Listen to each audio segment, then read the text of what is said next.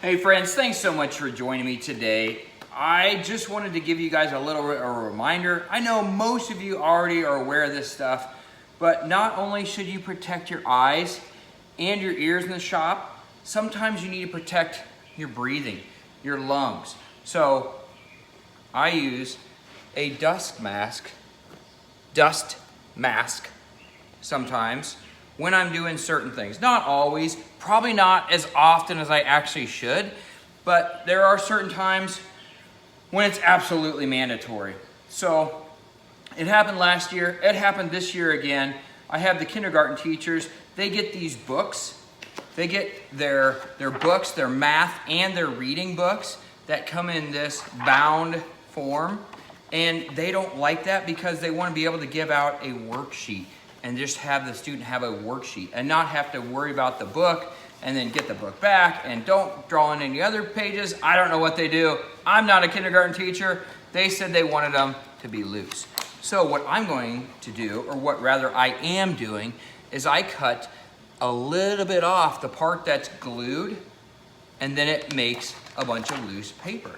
So this stuff, I don't know what I was thinking last year. I didn't use a dust mask, but there's like this big cloud and I'm like hacking and coughing and blowing all kinds of funky stuff out of my nose when I should have just protected my lungs, my breathing with a dust mask. So one consideration of this, many times when I'm using this, my glasses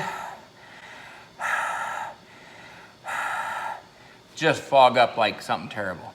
So what I've learned to do is put your mask on and then have your glasses a little bit in front. Now if you're going like this, that's fine. If you're doing something up here where you have this down here, you don't want that. You're gonna have to figure out something else, maybe get some goggles that have little air ports in them, whatever, ports that air can flow through, right? So I'm gonna wear this to cut the rest of these. I have like, 40 of them to cut or so. So I'm gonna cut these using a mask so I don't breathe all that junk in, so my lungs aren't full of this super light dust, and I won't have to be blowing junk out of my nose for the next 2 days. So there you go, friends. I would recommend using a dust mask in the shop whenever you need it, and more often than you do, or more often than I do rather. Protect yourself from any possible hazard. Thanks for watching, friends.